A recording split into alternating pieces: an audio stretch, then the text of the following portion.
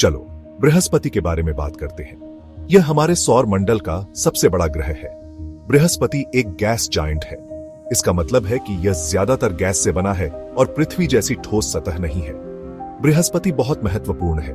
इसका गुरुत्वाकर्षण इसके आसपास की हर चीज को प्रभावित करता है। बृहस्पति ग्रहों का राजा जैसा है। यह बड़ा, बोल्ड और आश्चर्यों से भरा है। वैज्ञानिक इस आकर्षक ग्रह के बारे में लगातार नई चीजें सीख रहे हैं। आगे हम इस बात पर गौर करेंगे कि यह विशालकाय वास्तव में कितना विशाल है। बृहस्पति बहुत बड़ा है। आप इसके अंदर 1300 पृथ्वी फिट कर सकते हैं। यह एक अंगूर को बास्केटबॉल के बगल में रखने जैसा है। बृहस्पति बहुत भारी भी है। इसमें हमारे सौर मंडल के अन्य सभी ग्रहों के मुकाबले ज्यादा द्रव्यमान है। कल्पना कीजिए कि आप बृहस्पति को अपने हाथ में पकड़े हुए हैं। आप ऐसा नहीं कर सकते। यह इतना बड़ा और भारी है कि यह असंभव होगा। लेकिन बृहस्पति का आकार ही एकमात्र चीज नहीं है जो इसे खास बनाती है। इसमें हमारे सौर मंडल का सबसे प्रसिद्ध तूफान भी है। क्या आपने कभी तूफान देखा है? अब पृथ्वी से भी बड़े तूफान की कल्पना करो। वह बृहस्पति पर ग्रेट रेड स्पॉट है। यह एक विशाल तूफान है जो सैकड़ों वर्षों से चल रहा है। ग्रेट रेड स्पॉट एक विशाल भंवर जैसा है। इसकी हवाएं अविश्वसनीय रूप से तेज गति से चारों ओर घूमती रहती है। वैज्ञानिक अभी भी यह समझने की कोशिश कर रहे हैं कि यह तूफान इतने लंबे समय तक कैसे चला है।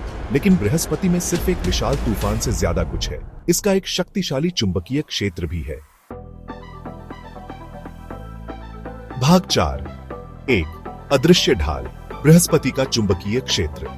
बृहस्पति का चुंबकीय क्षेत्र हमारे सौर मंडल में सबसे शक्तिशाली है।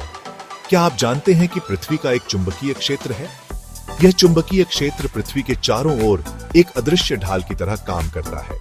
यह सूर्य से आने वाले हानिकारक विकिरण से हमारी रक्षा करता है। यह विकिरण पृथ्वी के वातावरण में प्रवेश नहीं कर पाता। बृहस्पति का चुंबकीय क्षेत्र पृथ्वी की तुलना में बहुत मजबूत है। यह पृथ्वी के चुंबकीय क्षेत्र से लगभग 20,000 गुना अधिक शक्तिशाली है। यह एक विशाल ढाल की तरह है जो बृहस्पति और उसके चंद्रमाओं की रक्षा करती है। यह ढाल बृहस्पति के चारों ओर फैली हुई है और इसे सुरक्षित रखती है। यह चुंबकीय क्षेत्र अदृश्य है। हम इसे देख नहीं सकते, लेकिन इसके प्रभाव को महसूस कर सकते हैं। लेकिन हम बृहस्पति के ध्रुवों पर होने वाले सुंदर ऑरोरा में इसके प्रभाव देख सकते हैं। ये ऑरोरा बृहस्पति के चुंबकीय क्षेत्र के कारण होते हैं। चंद्रमाओं की बात करें तो बृहस्पति के पास बहुत सारे हैं। बृहस्पति के 79 ज्ञात चंद्रमा है जो इसे एक अद्वितीय ग्रह बनाते हैं। यह एक छोटे सौर मंडल जैसा है। बृहस्पति और उसके चंद्रमा मिलकर एक मिनी सौर मंडल की तरह दिखते हैं।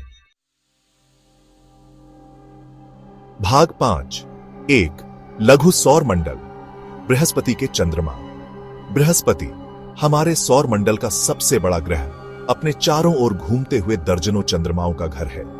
बृहस्पति के दर्जनों चंद्रमा हैं। ये चंद्रमा विभिन्न आकार और प्रकार के हैं जो इसे एक लघु सौर मंडल की तरह बनाते हैं।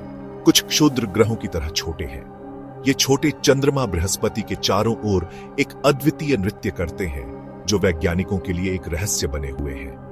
अन्य ग्रहों की तरह विशाल हैं। ये बड़े चंद्रमा बृहस्पति के गुरुत्वाकर्षण के कारण अपनी कक्षाओं में स्थिर रहते हैं। 4 सबसे बड़े चंद्रमाओं को गैलीलियन चंद्रमा कहा जाता है क्योंकि उन्हें गैलीलियो गैलीली ने खोजा था। गैलीलियो की इस खोज ने खगोल विज्ञान में एक नई क्रांति ला दी। ये चंद्रमा आयो, यूरोपा, गैनीमेड और कैलिस्टो है। ये चारों चंद्रमा अपने अपने अनूठे गुणों के लिए जाने जाते हैं। हर एक अद्वितीय है और वैज्ञानिकों के लिए आकर्षक है। इन चंद्रमाओं का अध्ययन करके वैज्ञानिक हमारे सौर मंडल के विकास के बारे में अधिक जान सकते हैं। कुछ का तो यह भी मानना है कि यूरोपा में जीवन के लिए आवश्यक परिस्थितियां हो सकती हैं। यूरोपा की बर्फीली सतह के नीचे एक महासागर हो सकता है जो जीवन के लिए आदर्श हो सकता है। लेकिन अपने पूरे आकार और शक्ति के साथ क्या बृहस्पति वास्तव में एक ग्रह है या यह कुछ और है? बृहस्पति का विशाल आकार और इसकी अद्वितीय विशेषता इसे एक रहस्यमय ग्रह बनाती है या यह कुछ और है? बृहस्पति के बारे में कई रहस्य हैं जो वैज्ञानिकों को अभी भी सुलझा रहे हैं। आइए एक असफल तारे के रूप में बृहस्पति के पेचीदा विचार का पता लगाएं। क्या बृहस्पति वास्तव में एक असफल तारा है? यह विचार वैज्ञानिकों के लिए एक आकर्षक पहेली है। भाग 6 एक असफल तारा। बृहस्पति का असली स्वरूप।